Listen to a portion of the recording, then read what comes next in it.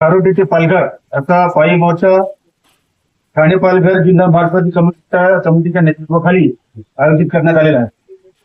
या पायी मोर्चामध्ये आमच्या मागण्या आहेत की गेल्या अनेक वर्षापासून म्हणजे सांगायचं झालं तर 1945 पासून ठाणे पालघर जिल्ह्यामध्ये ग्रामीण भागामध्ये राहणारा जो बहुल आदिवासी आहे यांच्याकडे आदिवासी समाजाकडे वनपट्टे आहेत आणि हे वनपट्टे तेव्हापासून कोणाकडे 2 एकर आहे, कोणाकडे 3 एकर आहे, 4 एकर आहे, 5 एकर आहे, तसं 10 एकरच्या वरती फारसे कोणाचे ठराव असतील, परंतु 3-4 एकर पर्यंत आहे।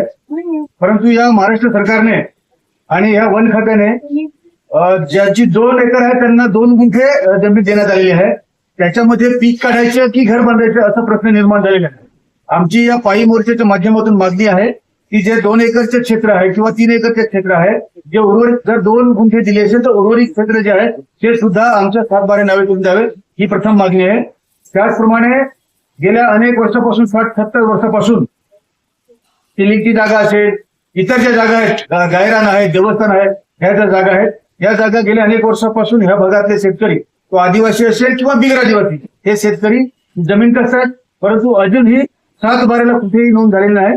या पायी मोर्चाच्या माध्यमातून आमची मागणी राहील की ह्या ज्या अनेक वर्षापासून गेल्या 60-70 वर्षापासून कसत असलेल्या शेतकऱ्यांच्या नावे जमिनी झाल्या पाहिजेत, 7/12 नावे झालं पाहिजे। आदिवासी बिगर आदिवासी तर ज्यांच्याकडे ती जमीन आहे ती नावे झाली पाहिजे, ही मागणी आहे।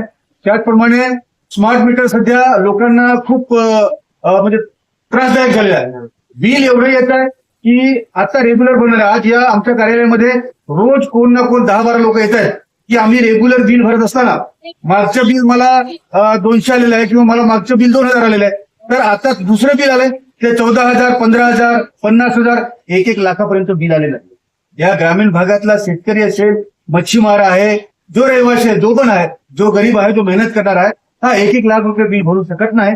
आणि म्हणून या पायी मोर्चाच्या माध्यमातून आमची ही सुद्धा मागणी आहे की हे स्मार्ट मीटर आम्हाला नको आहे, ही मागणी आहे।